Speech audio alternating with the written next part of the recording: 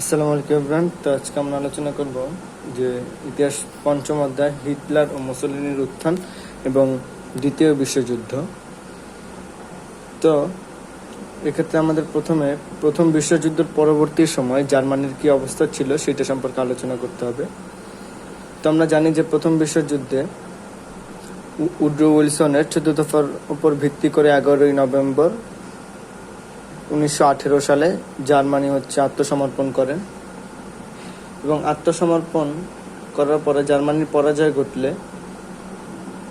জার্মানির যে তৎকালীন প্রেসিডেন্ট ছিল কাইজার দ্বিতীয় উইলিয়াম, তিনি নিজের আত্মরক্ষার্থে সপরিবারে জার্মান ত্যাগ করে তিনি হল্যান্ডে আশ্রয় গ্রহণ করেন। এছাড়াও 1919 খ্রিস্টাব্দে যখন প্রথম বিশ্বযুদ্ধ শেষ হয় তখন জার্মানির অভ্যন্তরীণ ক্ষেত্রে বিভিন্ন তীব্র অসন্তোষ দেখা দেয়, কেননা যে প্রেসিডেন্ট ছিল প্রেসিডেন্টের পলায়ন। এছাড়াও 1919 খ্রিস্টাব্দে সোশ্যাল ডেমোক্রেটিক দল, যে সমাজতান্ত্রিক দল ছিল জার্মানিতে, সেই সমাজতান্ত্রিক দলের নেতা ইবার্টের নেতৃত্বে জার্মানির রাজতন্ত্রের অবসান ঘটে এবং জার্মানির সাধারণতন্ত্র বা ভাইমার প্রজাতন্ত্র নামে প্রতিষ্ঠা হয়।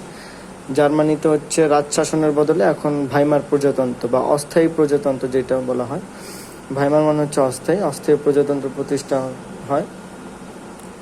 কিন্তু এই ভাইমার প্রজাতন্ত্র সরকার, যে ইবার্টের নেতৃত্বে যে সরকার গঠন করা হয়েছিল, সেই সরকার জার্মানির অভ্যন্তরীণ বিশৃঙ্খলা এবং ভার্সাই সন্ধির যে অপমানের প্রতিশোধ, জার্মানির ওপর যে 132 মিলিয়ন মার্কিন ডলার যে চাপিয়ে দেওয়া হয় অবৈধভাবে, এছাড়াও জার্মানির অর্থনৈতিক অঞ্চল আলসাস ও নোরেন অঞ্চল কেড়ে নেওয়া হয়, জার্মানির খনিজ সমৃদ্ধ অঞ্চলগুলো কেড়ে নেয়। এছাড়াও জার্মানির নৌশক্তি দুর্বল করা হয়, জার্মানির বিমান শক্তিকে দুর্বল করে দেওয়া হয়। একত্রে জার্মানি যাতে পুনরায় কোনোভাবেই বলিষ্ঠ পদক্ষেপ নিতে না পারে বা মাথাচাড়া দিয়ে উঠতে না পারে, সেরকম একটা ব্যবস্থা করা হয়। সেই ব্যবস্থা করার কারণে জার্মানিকে বিভিন্নভাবে সংকুচিত করা হয় এবং পরবর্তীতে যে ভাইমার প্রজাতন্ত্র ছিল, সেই ভাইমার প্রজাতন্ত্র জার্মানির বিশৃঙ্খলা দমন করতে পারেনি, এই ভার্সাই সন্ধির অপমানের প্রতিশোধও নিতে পারেনি এবং মহামন্দা সৃষ্টি হয়েছিল জার্মানির মধ্যে, অর্থনৈতিক সংকট। সেই অর্থনৈতিক সংকট থেকেও জার্মানিকে মুক্ত করতে ব্যর্থ হয় এবং এই সুযোগেই হিটলারের একনায়কতন্ত্র রচনা করে এবং পৃথিবীতে প্রত্যক্ষ দ্বিতীয় বিশ্বযুদ্ধের ভয়াবহতা শুরু হয়। তো আমরা যদি দেখি যে আমরা একটু আগে যেটা বললাম যে জার্মানির অর্থনৈতিক অবস্থা, আমরা জানি যে ভার্সাই সন্ধির মাধ্যমে জার্মানির আলসাস এবং লোরেন অঞ্চলকে কেড়ে নেওয়া হয়। এছাড়াও বিভিন্ন শিল্প কারখানা। তো আমরা জানি যে জার্মানির আলসাস এবং লোরেন অঞ্চল কেড়ে নেওয়া হয়, অর্থনৈতিক সমৃদ্ধ অঞ্চল। এছাড়াও জার্মানির শিল্প কলকারখানা, সামরিক শক্তি, উপনিবেশ, বৈদেশিক বাণিজ্য, তারপরে বিভিন্ন বন্দর কেড়ে নেয় যে চার শক্তি আছে, বৃহৎ চার শক্তি, ফ্রান্স, ব্রিটেন, ইতালি এবং মার্কিন যুক্তরাষ্ট্র। তো এক কথা আমরা যদি বলতে যাই, জার্মানির নগদ অর্থ, গৌরব এবং মর্যাদা সব কিছুই কেড়ে নেওয়া হয় ভার্সাই সন্ধির মাধ্যমে এবং ভার্সাই সন্ধির মাধ্যমে সামরিক বাহিনীকে ভেঙে দেওয়া হলে বিপুল পরিমাণ সংখ্যক সৈন্য তারা বেকার হয়ে যায়, যার কারণে দেশের মুদ্রাস্ফীতি বেড়ে যায়। মুদ্রাস্ফীতি মানে দেশের মানুষের আয় থেকে দেশের দ্রব্যমূল্যের যে দাম রয়েছে সেই দাম হঠাৎ করে বৃদ্ধি পেয়ে যায় এবং বৃদ্ধি পেয়ে যাওয়ার কারণে জার্মানিতে মুদ্রাস্ফীতি ঘটে এবং এই মুদ্রাস্ফীতির ফলে মানুষকে যে কর দিতে হতো, এক্ষেত্রে সাধারণ মানুষকেই কর বহন করতে হতো। অতিরিক্ত কর বহনের কারণেও মানুষের অসন্তোষজনক পরিবেশ সৃষ্টি করে সমাজের মধ্যে এবং এছাড়াও সেনাবাহিনী ভাঙার ফলে তারপর সমাজে অনাচার বৃদ্ধি পায়, জাতীয় মর্যাদা আঘাত হানে, অর্থনৈতিক বিশৃঙ্খলা, বেকারত্ব সৃষ্টি হতে থাকে ধীরে ধীরে। এইসব জিনিস থেকে জার্মানিকে তৎকালীন যে অস্থায়ী প্রজাতন্ত্র সরকার প্রতিষ্ঠা হয়েছিল, ভাইমার প্রজাতন্ত্রী সরকার, তারা ব্যর্থ হয় এবং যার কারণে ভাইমার প্রজাতান্ত্রিক সরকারের প্রতি মানুষ শ্রদ্ধা হারিয়ে ফেলে। তো আমরা এখন যদি হিটলারের উত্থান নিয়ে আলোচনা করি, তো আমরা জানি যে হিটলারের ইচ্ছা ছিল একজন চিত্রশিল্পী হওয়ার যার জন্য তিনি রাজধানী ভিয়েনায় গমন করেছিলেন এবং সেই ভিয়েনায় গমন করার পরবর্তীতে তিনি ভাগ্যের এক পরিহাসের কারণে তিনি চিত্রশিল্পী হতে পারেননি, কিন্তু সেখানে ভিয়েনায় অবস্থানকালে তিনি ইহুদি বিরোধী এবং সাম্য বিরোধী মনোভাবাপন্ন হয়ে ওঠেন। পরবর্তীতে তিনি জার্মানির সেনাবাহিনীতে নাম লেখান প্রথম বিশ্বযুদ্ধের সময় এবং 1914 সালে সংঘটিত প্রথম বিশ্বযুদ্ধে সৈনিক হিসেবে তিনি বেশ সুনাম অর্জন করেন। এছাড়াও বিভিন্ন পুরস্কার লাভ করেন। তো যেহেতু যুদ্ধ শেষে সেনাবাহিনী সামরিক বাহিনী ভেঙে দেওয়া হয়, এক্ষেত্রে যুদ্ধ শেষে হিটলার জার্মান শ্রমিক পার্টিতে যোগ দেন এবং বিভিন্ন সভায় তিনি ধনতন্ত্র, ইহুদি এবং ফ্রান্স ও ভার্সাই সন্ধির অপমানজনক শর্তাবলী নিন্দা করে ভাইমার সাধারণতন্ত্রের বা প্রজাতন্ত্রের বিরুদ্ধে জনসাধারণকে ক্ষিপ্ত করে তোলেন। মানে হচ্ছে তিনি বিভিন্ন সভায় অংশগ্রহণ করতেন এবং সেখানে ধনতন্ত্র, ইহুদি এবং ফ্রান্স এবং ভার্সাই সন্ধির ফলে জার্মানির যে অপমান করা হয়েছে যে সেই ভার্সাই সন্ধির শর্তাবলীর তিনি তীব্র নিন্দা করতেন এবং ভাইমার প্রজাতন্ত্রের বিরুদ্ধেও তিনি জনসাধারণকে ক্ষিপ্ত করে তুলতেন, যার কারণে তিনি খুবই অল্প সময়ে একজন নেতা হিসেবে সকলের নজর কাড়তে সক্ষম হন এবং ব্যাপক জনপ্রিয়তা পান। এ সময় জার্মানির যে রাজনৈতিক দলগুলো ছিল তাদের সুনির্দিষ্ট কোনো কর্মসূচি ছিল না যে তারা যদি সরকার ব্যবস্থাপনা যেতে পারে তারা জনগণের জন্য কি করবে। সেক্ষেত্রে হিটলার তার দলের জন্য সুনির্দিষ্ট কর্মসূচি তৈরি করে এবং সাংগঠনিক কার্যক্রম শুরু করেন, যার কারণে তার সংগঠন মজবুত হয় এবং সদস্য সংখ্যা বৃদ্ধি পেতে থাকে। পরবর্তীতে 1920 খ্রিস্টাব্দে হিটলার তার দলের নাম পরিবর্তন করে রাখেন জাতীয় সমাজতন্ত্রবাদী জার্মান শ্রমিক দল। 1919 সালে তিনি জার্মান শ্রমিক পার্টিতে অংশগ্রহণ করেন এবং সেই জার্মান শ্রমিক পার্টির নাম পরিবর্তন করে হিটলার তার দলের নাম রাখলেন জাতীয় সমাজতন্ত্রবাদী জার্মানি শ্রমিক দল, যাকে সংক্ষেপে নাৎসি পার্টি বা নাসি পার্টি বলা হয়। হিটলার তার পার্টির কর্মসূচি হিসেবে ঐক্যবদ্ধ জার্মান জাতি গঠন, জার্মান রক্তের বিশুদ্ধতা, জার্মানির শ্রেষ্ঠতা, ভার্সাই সন্ধির বিরোধিতা করেন। এছাড়াও বেকারদের কর্মসংস্থানের আশ্বাস দেন, মুনাফাখোরদের উচ্ছেদের আশ্বাস দেন। এছাড়াও রাষ্ট্রীয় সাম্রাজ্যবাদের পরিবর্তে তিনি সমাজতন্ত্রবাদ স্থাপন এবং ভূমি সংস্কার সহ বেশ কিছু উজ্জীবিত কর্মসূচি গ্রহণ করেন। এই জার্মানির নাৎসি পার্টির এই বিভিন্ন কর্মসূচিতে আকৃষ্ট হয়ে যুদ্ধফেরত সৈনিক, রক্ষণশীল রাজতন্ত্রী, দুর্দশা ব্যবসায়ীগ্রস্ত যারা ছিল, হতাশা শ্রমিক, ইহুদি বিরোধী যে সকল লোক ছিল তারা হিটলারের দলে যোগদান করতে থাকেন। এছাড়াও হিটলার দলের নেতৃত্ব নিজ হাতে গ্রহণ করেন এবং বিভিন্ন সহকর্মী দিয়ে একটি শক্তিশালী দল গঠন করেন।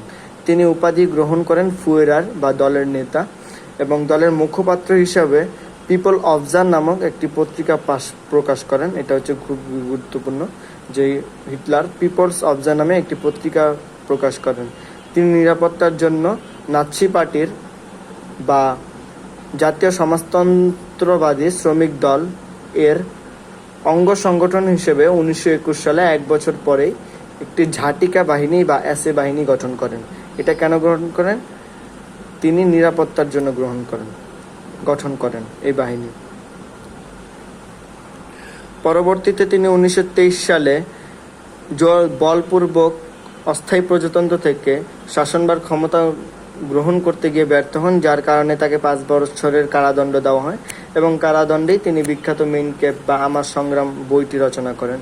এ বই তিনি উল্লেখ করেন যে জার্মান ভাষী সকল জনগণকে জার্মান রাষ্ট্রের অন্তর্ভুক্ত করতে হবে। তার মানে জার্মানির বাইরেও যারা জার্মান ভাষাভাষী আছে তাদেরকে সকলেই জার্মান রাষ্ট্রের অন্তর্ভুক্ত করতে হবে। এই জন্য জার্মানের সীমা বৃদ্ধি করতে হবে।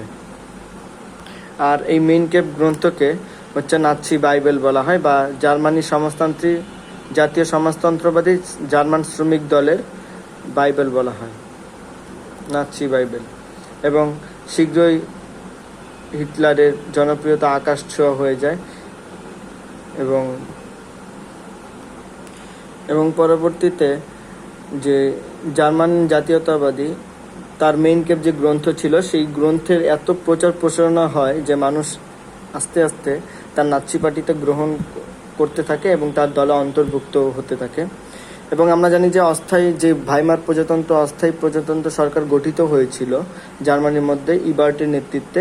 সেই ইবার্টের মৃত্যু হলে হিন্ডেনবার্গ প্রেসিডেন্ট হন এবং পরবর্তীতে দেশের অর্থনৈতিক অবস্থা এবং অবক্ষয়ের সুযোগে সাম্যবাদী রাজতন্ত্রী নাৎসি দল সকল প্রজাতান্ত্রিক সরকারকে উৎখাত করার জন্য তৎপর হয়ে ওঠেন।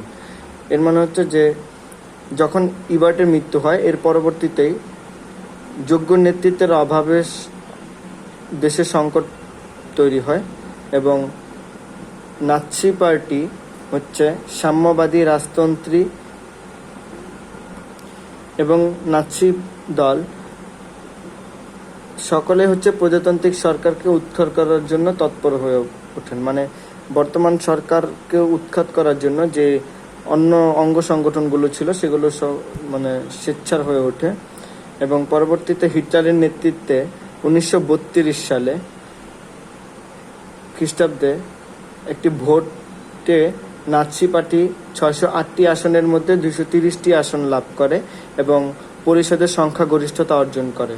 পরবর্তীতে 1933 খ্রিস্টাব্দে 30 জানুয়ারি 86 বছরের যে বৃদ্ধ প্রেসিডেন্ট হিন্ডেনবার্গ হিটলারকে চ্যান্সেলর পদে নিযুক্ত করেন। চ্যান্সেলর পদটি হচ্ছে বাংলাদেশের প্রধানমন্ত্রী যে আছে প্রধানমন্ত্রীর পদের সমতুল্য। জার্মানির চ্যান্সেলর বাংলাদেশে যেমন প্রধানমন্ত্রী বলা হয়, জার্মানিতে তেমন চ্যান্সেলর বলা হয়। তো হিটলার ভোটের মাধ্যমে জার্মানির চ্যান্সেলর পদে নিযুক্ত হন। এভাবে হিটলার প্রধানমন্ত্রী হন, কিন্তু পুরোপুরি ক্ষমতা পেলেন না, কেননা তখন হচ্ছে সমাজ ব্যবস্থা ছিল তখন যে পার্লামেন্ট ভিত্তিক সংসদ কাঠামো ছিল পার্লামেন্ট ভিত্তিক, বা জার্মানির পার্লামেন্টকে রাইখস্টাগ বলা হয়। এবং কিছুদিনের মধ্যেই পার্লামেন্টে কেউ অগ্নিসংযোগ করে। এই কাজের জন্য তিনি কমিউনিস্ট বা সমাজতন্ত্র যে দল ছিল তাদের বিরুদ্ধে কঠোর শাস্তির প্রস্তাব করেন এবং পরবর্তীতে মন্ত্রিসভায়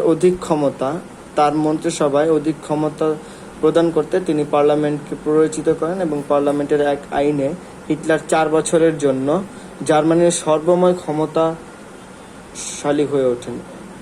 পার্লামেন্টের এক আইনে হিটলার জার্মানির সর্বময় ক্ষমতা পায় এবং পরবর্তীতে 1933 সালে জার্মানির সর্বসেবা হয়ে ওঠেন হিটলার। এবং 1934 সালে প্রেসিডেন্ট হিন্ডেনবার্গের মৃত্যু হলে তিনি একই ধারে প্রেসিডেন্ট এবং চ্যান্সেলর পদ গ্রহণ করেন এবং জার্মানিকে একনায়কতন্ত্র প্রতিষ্ঠা করেন। এবং একনায়কতন্ত্র প্রতিষ্ঠা করে তিনি সকল যে রাজনৈতিক দল ছিল সেগুলোকে নিষিদ্ধ করেন। এছাড়াও হিন্ডেনবার্গের মৃত্যুর পর তিনি প্রেসিডেন্ট এবং চ্যান্সেলর পদ গ্রহণ করার ফলে অনেকে বলতে থাকে যে তিনি প্রেসিডেন্ট নাকি চ্যান্সেলর, যার কারণে এই দ্বিধাদ্বন্দ্ব দূর করার জন্য তিনি উপাধি গ্রহণ করেন ফুয়েরার বা নেতার উপাধি গ্রহণ করেন এবং নাৎসি দলের স্লোগান হয় এক জাতি এক রাষ্ট্র একজন ফুয়েরার। তিনি হচ্ছেন জার্মানিতে একনায়কতন্ত্র ঘোষণা করেন এবং সকল রাজনৈতিক দল নিষিদ্ধ ঘোষণা করেন, কারণ একনায়কতন্ত্র যখন কোনো দেশে প্রতিষ্ঠা হয় তখন কোনো রাজনৈতিক দল থাকতে পারে না সকল দেশে, এবং নাৎসি দলের একচ্ছিত্র আধিপত্য প্রতিষ্ঠিত হয়। ব্যক্তি স্বাধীনতা, মতামত প্রকাশের স্বাধীনতা, সংবাদপত্রের স্বাধীনতা হরণ করা হয়। তো আমরা বলতে পারি যে জার্মানির যে বিভিন্ন অর্থনৈতিক সংকট ছিল, ভার্সাই সন্ধির অপমান ছিল, এছাড়াও বেকারত্ব, অর্থনৈতিক মন্দা, এগুলোকে কাজে লাগিয়েই জার্মানিতে হিটলার ব্যাপক জনপ্রিয়তা পায় এবং প্রজাতান্ত্রিক সরকারের বিরুদ্ধাচরণ করে মানুষকে সচেতন করতে থাকে, যার কারণে আরও বেশি তিনি জনপ্রিয়তা পায়। পরবর্তীতে ভোটের মাধ্যমে তিনি প্রধানমন্ত্রী বা চ্যান্সেলর পদে নিযুক্ত হন এবং পরবর্তীতে হিন্ডেনবার্গের মৃত্যু হলে তিনি চ্যান্সেলর এবং জার্মানির প্রেসিডেন্ট উভয় পদে গ্রহণ করেন এবং জার্মানিকে একনায়কতন্ত্র প্রতিষ্ঠা করেন। এবং তিনি ছিলেন ইহুদি বিদ্বেষী। তিনি পার্লামেন্ট থেকে সকল ইহুদিদের সরকারি পদ হতে বহিষ্কার করেন, তাদের সমাজচ্যুত বলে ঘোষণা করেন এবং জার্মানিকে মার্ক্সবাদের প্রচারণা নিষিদ্ধ করেন, সমাজতান্ত্রিক যে প্রচারণা সেটা। কেননা একনায়কতন্ত্র ঘোষণা করেছেন তিনি, এবং সে তার দল ব্যতীত, নাৎসি দল ব্যতীত সকল দলকে বেআইনি বলে ঘোষণা করেন। এমনকি নাৎসি দলের মধ্যে যারা হিটলারের বিরুদ্ধে ভাবাপন্ন ছিল তাদেরকেও তিনি বহিষ্কার করেন এবং মৃত্যুদণ্ড দেন। এবং সর্বশেষ আমরা বলতে পারি যে হিটলারের কঠোর দমন নীতি দ্বারাই জার্মানিকে একনায়কতন্ত্রে প্রতিষ্ঠা লাভ করে। তো হিটলার ক্ষমতায় গিয়ে তিনি বিভিন্ন অভ্যন্তরীণ নীতি নেন। তার মধ্যে অন্যতম ছিল সকল রাজনৈতিক দল নিষিদ্ধ ঘোষণা করা। 1934 সালে সকল রাজনৈতিক দল, নাৎসি দল ছাড়া সকল রাজনৈতিক দল নিষিদ্ধ করা এবং সকল ট্রেড ইউনিয়ন নিষিদ্ধ করা, সংবাদপত্র, বেতার, শিক্ষা প্রতিষ্ঠানে নাৎসিবাদের গুণগান করা এবং ব্যক্তি স্বাধীনতা হরণ করা। পরবর্তীতে রাষ্ট্রের যে কোনো কাজে যে কোনো নাগরিককে গ্রেফতার এবং বিনা বিচারে আটকে রাখা। এছাড়াও হিটলারের বিরুদ্ধে অভ্যুত্থান ঘটানোর অভিযোগে 1000-এর বেশি লোককে হত্যা করে। নাৎসি দলের অঙ্গসংগঠন হিসেবে এসএ বা ঝাঁটিকা বাহিনী ছিল সভা সমাবেশ বা নাৎসি দলের সভা সমাবেশ রক্ষা করা। এছাড়াও ছিল হিটলার বিরোধী যারাই ছিল, শিক্ষিত জ্ঞানী গুণী যত মানুষই ছিল, জার্মানির পক্ষে তাদের বসবাস করা কঠিন হয়ে পড়ে, যার কারণে আইনস্টাইন, হেনরিচ, টমাস মান্নি ইত্যাদি প্রমুখ ব্যক্তিবর্গ দেশ ছাড়তে তারা বাধ্য হয়। এবং আমরা যদি হিটলারের পররাষ্ট্র নীতি নিয়ে আলোচনা করি, আমরা দেখি যে হিটলারের বৈদেশিক নীতি যে ছিল তার মূল লক্ষ্য ছিল জার্মানিকে ইউরোপের শ্রেষ্ঠ রাষ্ট্রে পরিণত করা। আমরা জানি যে প্রথম বিশ্বযুদ্ধে জার্মানির উগ্র জাতীয়তাবাদ অনেকাংশে দায়ী ছিল প্রথম বিশ্বযুদ্ধ সংগঠিত হওয়ার পেছনে, এবং হিটলারের মধ্যেও যে উগ্র জাতীয়তাবাদ ছিল তা আমরা দেখতে পাই যে জার্মানিকে ইউরোপের শ্রেষ্ঠ রাষ্ট্রে পরিণত করা।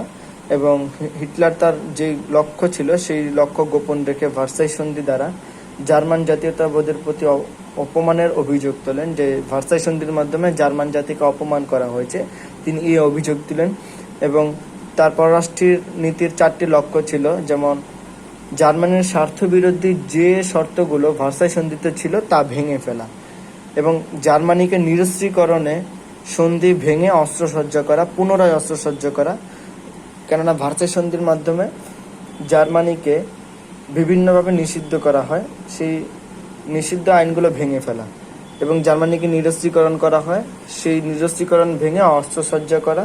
এছাড়াও ভৌগোলিক সীমানার বাইরে যে সকল জার্মানি ছিল তাদেরকে জার্মান রাজ্যের অন্তর্ভুক্ত করা। কারণ আমরা জানি যে প্রথম বিশ্বযুদ্ধের পর জার্মানিকে সংকুচিত করা হয় ভৌগোলিক দিক থেকে, যার কারণে জার্মানির ভৌগোলিক সীমাকে সম্প্রসারিত করতে চেয়েছিলেন হিটলার এবং পূর্ব ও দক্ষিণ পূর্ব ইউরোপে জার্মানির আধিপত্য প্রতিষ্ঠা করা, পূর্ব এবং দক্ষিণ পূর্ব ইউরোপ। এবং পরবর্তীতে তার পররাষ্ট্র নীতি অনুযায়ী তিনি বিভিন্ন ব্যবস্থা গ্রহণ করেন এবং হিটলার গঠনতান্ত্রিক সংস্কারের মাধ্যমে কেন্দ্রীভূত শাসন ব্যবস্থা করে তিনি যুদ্ধের প্রস্তুতি নেন এবং তিনি মনে করতেন যে যুদ্ধের মাধ্যমে সবকিছু অর্জন সম্ভব, যার কারণে তিনি সৈন্য বৃদ্ধি এবং তাদের নবপদ্ধতিতে শিক্ষাদান, নতুন পদ্ধতিতে শিক্ষাদান, অস্ত্র উৎপাদন সহ বিভিন্ন অভ্যন্তরীণ নীতি গ্রহণ করেন। তারপর তো আমরা দেখেছি 1933 সালে জার্মানির চ্যান্সেলর পদে হিটলার আসেন। 34 সালে জার্মানিতে একইভাবে তিনি প্রেসিডেন্ট এবং চ্যান্সেলর পদ ক্ষমতা গ্রহণ করেন এবং জার্মানিকে একনায়কতন্ত্র গঠন করেন। পরবর্তীতে 1935 সাল থেকে 1938 সালের মধ্যে হিটলার ইউরোপের দ্বিতীয় মহাসমরে জড়িয়ে ফেলেন। মানে তিনি অস্ত্রসজ্জা, বিভিন্ন অস্ত্র, সৈন্য সংগ্রহ, তারপর বিভিন্ন অস্ত্র উৎপাদন, বিভিন্ন যুদ্ধের সরঞ্জাম তৈরি করতে থাকেন।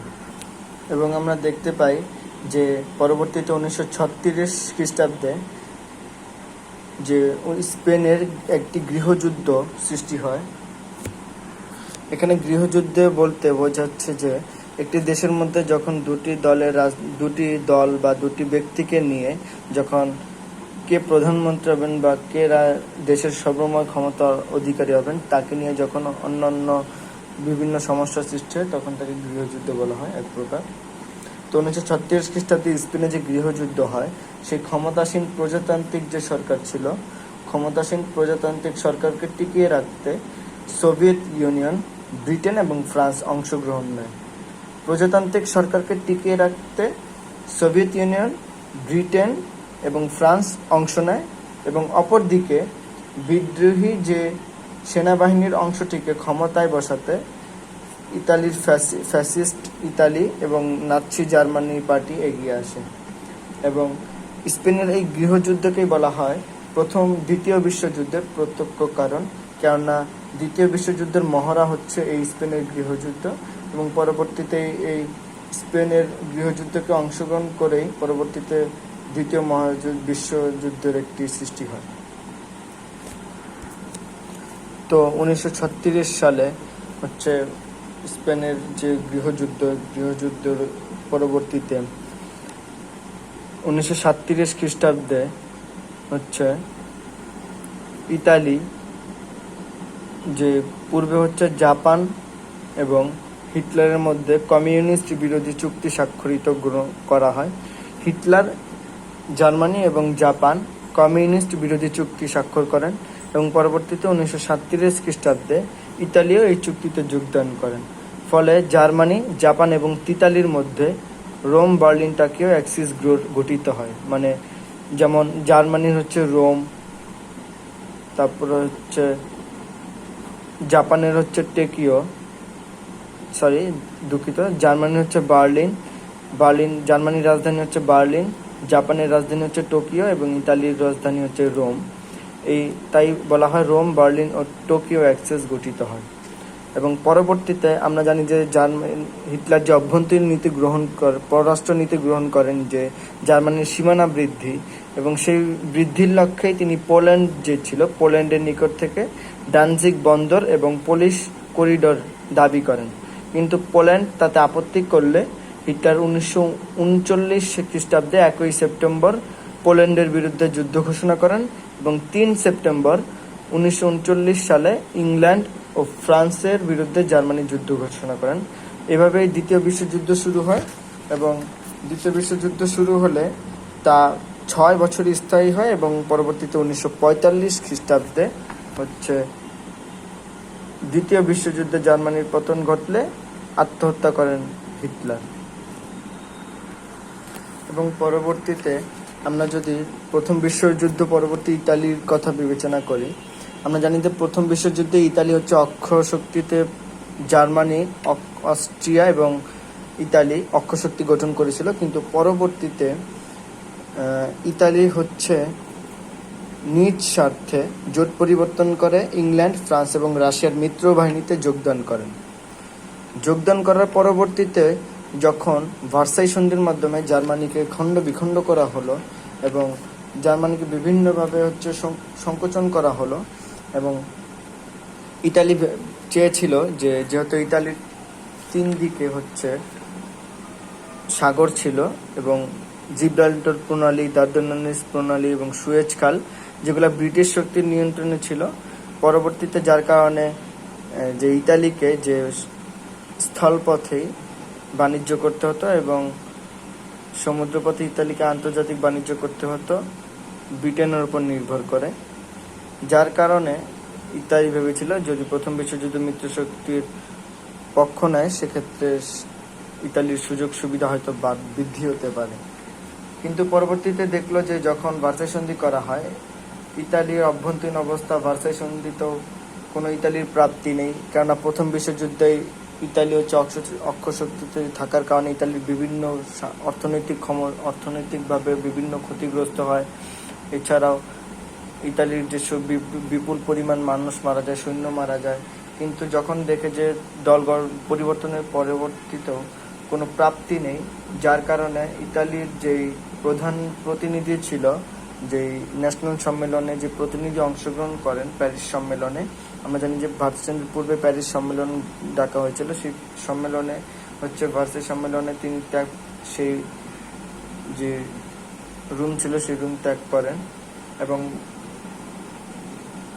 প্রথম বিশ্বযুদ্ধের পরবর্তীতে যে উদারনৈতিক সরকার ছিল, এই উদারনৈতিক সরকারের যে অক্ষমতা, সেইটা হচ্ছে ইতালিতে বিরোধী যে দল ছিল সেই দল জনগণকে উত্তেজিত করে তোলে উদারনৈতিক সরকারের বিরুদ্ধে, কেননা ভার্সাই সন্ধিতেও তাদের কোনো প্রাপ্তি নেই উদারনৈতিক সরকারের কারণে। তারা পুরোপুরিভাবে উদারনৈতিক সরকারকে দায়ী করে এবং তারা বিভিন্ন অপ্রচারণা চালায়। এছাড়াও যে ইতালির মানুষগণ তখন ভাবতে থাকে হয় উদারনৈতিক সরকারকে দ্রুত সরিয়ে হয় সমাজতন্ত্র দ্রুত প্রতিষ্ঠা করতে হবে, আর না হলে হচ্ছে লেনিনের যে একনায়কতন্ত্র, হয় একনায়কতন্ত্র প্রতিষ্ঠা করতে হবে ইতালিতে, না হলে সমাজতন্ত্র প্রতিষ্ঠা করতে হবে ইতালিতে।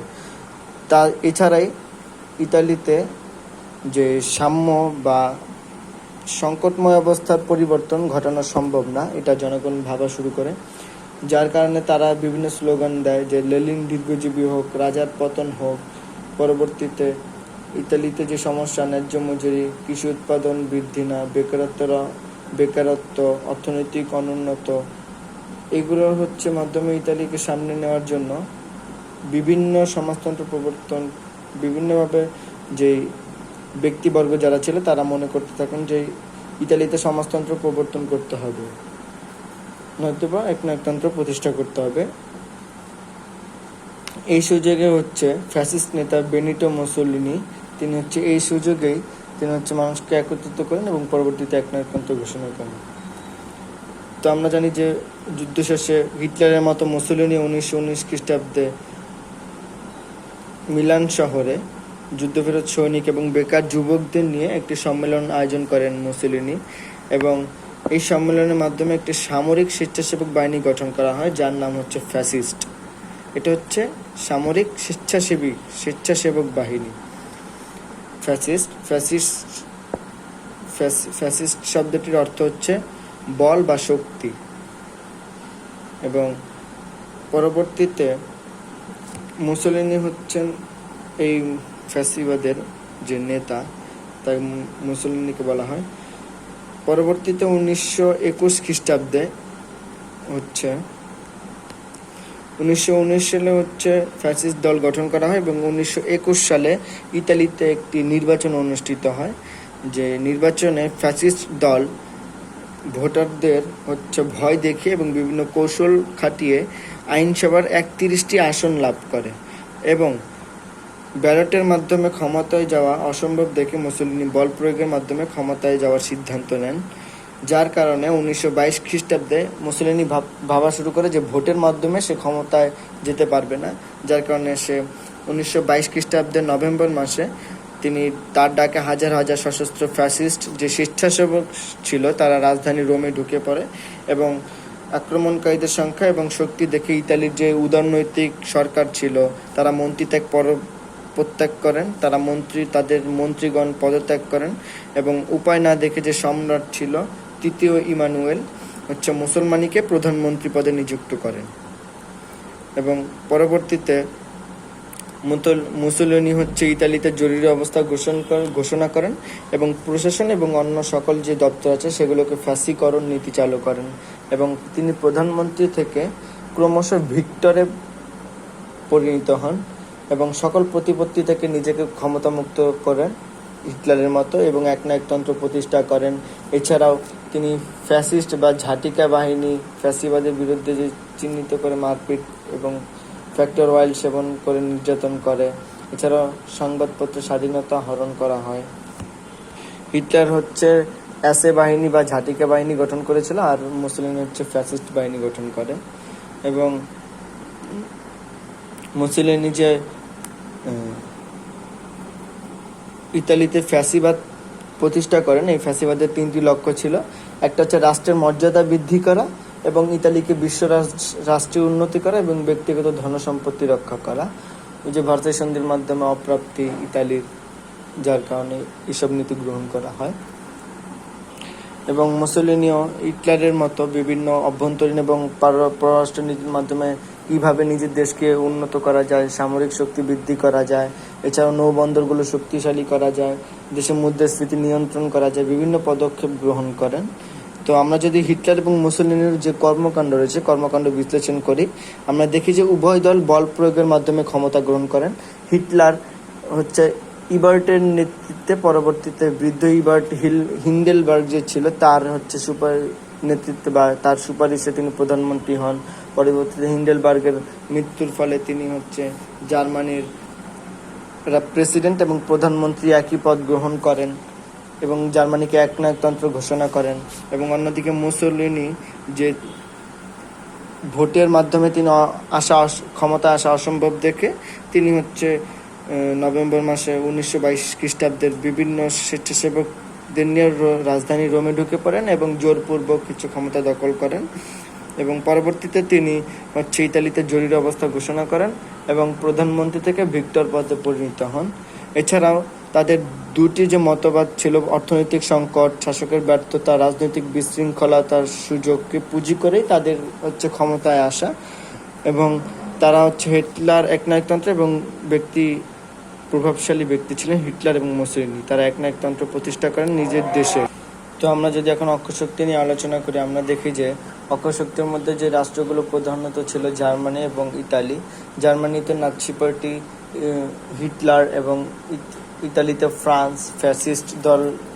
ইতালিতে হচ্ছে ফ্যাসিস্ট দল যে মুসোলিনি ছিল, তাদের উদ্দেশ্য একই ছিল, বিশ্বে হচ্ছে একত্ব প্রতিষ্ঠা করা। তাদের উদ্দেশ্য যেহেতু এক ছিল এবং তাদের উদ্দেশ্য ছিল ভার্সাই সন্ধির অপমানক দিকগুলো কাটিয়ে ওঠা এবং বিশ্বে কর্তৃত্ব করা। সেক্ষেত্রে তাদের মধ্যে একটি সামরিক জোট গঠন হয়, এটাই স্বাভাবিক। এমত অবস্থায় পূর্ব এশিয়ার যে দেশগুলো ছিল সেই দেশগুলোর উপর নিজেদের কর্তৃত্ব প্রতিষ্ঠায় জাপান আগ্রহী হয় এবং যার কারণে জাপান হচ্ছে ইতালি এবং জার্মানির সাথে 1936 খ্রিস্টাব্দে একটি সামরিক জোট গঠন করে, যা ইতিহাসে অক্ষশক্তি নামে পরিচিত। জার্মান, ইতালি এবং জাপানেরকে অক্ষশক্তির কারণ হিসেবে বলা যায় যে মুসোলিনি বলেছেন এটি একটি অক্ষ যার চারদিকে শান্তির জন্য অনুপ্রাণিত ইউরোপীয় শক্তিবর্গ সহযোগিতা করতে পারবে। এবং পরবর্তীতে পোল্যান্ডের যে জার্মানির হিটলার যে পররাষ্ট্রনীতি ছিল যে জার্মানিকে সীমানা বৃদ্ধি করা ভৌগোলিকভাবে, যার কারণে পোল্যান্ড থেকে হচ্ছে সে দুটি অঞ্চল হিটলারকে বা জার্মানিকে দেওয়ার কথা বললে পোল্যান্ড তাতে অস্বীকৃতি জানায়, যার কারণে হিটলার হচ্ছে 1939 সালে 1 সেপ্টেম্বর পোল্যান্ডের বিরুদ্ধে যুদ্ধ ঘোষণা করেন এবং পরবর্তীতে রাশিয়া 3 সেপ্টেম্বর ইংল্যান্ড এবং ফ্রান্সের বিরুদ্ধেও জার্মানি যুদ্ধ ঘোষণা করেন। এভাবে দ্বিতীয় বিশ্বযুদ্ধ শুরু হয় এবং পরবর্তীতে যেহেতু হিটলার হচ্ছে রাশিয়া, ফ্রান্স এবং ব্রিটেনের আক্রমণ করেছে 3 সেপ্টেম্বর এবং পোল্যান্ডকে আক্রমণ করেছে। এছাড়াও হিটলারের সাথে জার্মানির সাথে যে রাশিয়ার যে লোকার্নো চুক্তি ছিল, অনাক্রমণ যে চুক্তি ছিল, সেই অনাক্রমণ চুক্তি ভঙ্গ করে হচ্ছে হিটলার রাশিয়ায় আক্রমণ করেন এবং যার কারণে তারা বুঝতে পারে যে নাৎসিবাদ এবং ফ্যাসিবাদের যে অস্তিত্ব থেকে পশ্চিমা বিশ্বের টনক নড়ে পড়ে, যে নাৎসিবাদ এবং ফ্যাসিবাদের কারণে তাদের যে শক্তির কারণে, অক্ষশক্তির কারণে যে মৃত্যুশক্তি যারা ছিল তাদের হচ্ছে বিভিন্ন ক্ষয়ক্ষতি হয়। এবং পরবর্তীতে 1941 খ্রিস্টাব্দের জুলাই মাসে সোভিয়েত ইউনিয়ন হচ্ছে মনে করেন যে জার্মানিকে এককভাবে কোনো রাষ্ট্র দমন করতে পারবে না, যার কারণে যৌথ শক্তির প্রয়োজন হবে। এই বোধ থেকেই 1941 খ্রিস্টাব্দে জুলাই মাসে সোভিয়েত ইউনিয়ন হচ্ছে ব্রিটেন ঐক্যবদ্ধ হয় এবং পরবর্তীতে 19 সেপ্টেম্বর 1941 খ্রিস্টাব্দে মস্কোয় এক সম্মেলন অনুষ্ঠিত হয়, যেখানে মার্কিন যুক্তরাষ্ট্র ছিল, ব্রিটেন ছিল এবং সোভিয়েত ইউনিয়ন ছিল। এই 3 দেশের মধ্যে পারস্পরিক সামরিক সহযোগিতা সিদ্ধান্ত গৃহীত হয় এবং উক্ত সিদ্ধান্ত মোতাবেক উক্ত 3টি রাষ্ট্র হচ্ছে দ্বিতীয় বিশ্বযুদ্ধকালীন মৃত্যুশক্তি হিসেবে আবির্ভূত হয়। এবং পরবর্তীতে দ্বিতীয় বিশ্বযুদ্ধে জার্মানির পতনের পর আমরা জানি যে হিটলারের পতনের পর জাপান একাই হচ্ছে যুদ্ধ চালিয়ে যাচ্ছিল, যার কারণে 1945 খ্রিস্টাব্দে যে ইয়াল্টা চুক্তি হয়, ইয়াল্টা চুক্তি অনুযায়ী দূরপ্রাচ্যে জাপানের সাথে রাশিয়ার যুদ্ধ করার কথা ছিল, যে চুক্তি মোতাবেক, ইয়াল্টা চুক্তি মোতাবেক রাশিয়া জাপানকে দমন করবে যুদ্ধের মাধ্যমে। কিন্তু পরবর্তীতে মার্কিন যুক্তরাষ্ট্র রাশিয়াকে সে সুযোগ না দিয়ে জাপানে তিনি হিরোশিমা এবং নাগাসাকিতে আণবিক বোমা ফেলে জাপানকে দখল করে নেয়। কেননা জাপান হচ্ছে মার্কিন যুক্তরাষ্ট্রের বিভিন্ন নৌবহরে আক্রমণ করা শুরু করে, এবং যার কারণে মার্কিন যুক্তরাষ্ট্র এই দ্বিতীয় বিশ্বযুদ্ধে অংশগ্রহণ করেন, এবং পরবর্তীতে দ্বিতীয় বিশ্বযুদ্ধের পরিসমাপ্ত ঘটে। এবং আমরা যদি দ্বিতীয় বিশ্বযুদ্ধে জার্মানির পরাজয়ের কারণ হিসেবে বলতে চাই, আমাদের প্রথমে বলা লাগবে যে জার্মানির যে মিত্রদের পক্ষ ছিল, মিত্রশক্তি ছিল, সেই মিত্রশক্তির দুর্বলতা এবং অসহযোগিতা ছিল অন্যতম।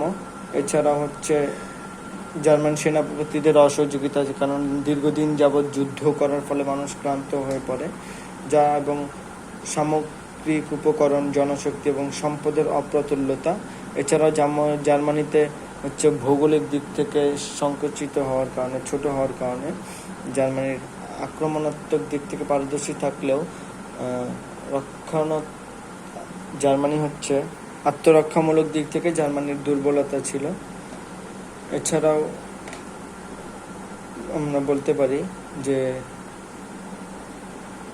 তো এই ছিল আমাদের দ্বিতীয় বিশ্বযুদ্ধে জার্মানির পরাজয়ের কারণ। এবং দ্বিতীয় বিশ্বযুদ্ধের যদি আমরা ফলাফল বলতে চাই, এই বিশ্বযুদ্ধে হচ্ছে প্রায় 6,20,00,000 লোক মারা যায় এবং বিভিন্ন অস্ত্র, গণবিধ্বংসী অস্ত্রের ব্যবহার শুরু হয়। এছাড়াও দ্বিতীয় বিশ্বযুদ্ধের ফলে ইতালির ফ্যাসিস্ট, জার্মানির নাৎসি এবং জাপানের যে সমরবাদ যে ছিল, সেই সমরবাদের পরাজয় ঘটে, এবং পরাজয়ের পরে ফ্যাসিবাদ এবং নাৎসিবাদকে নিষিদ্ধ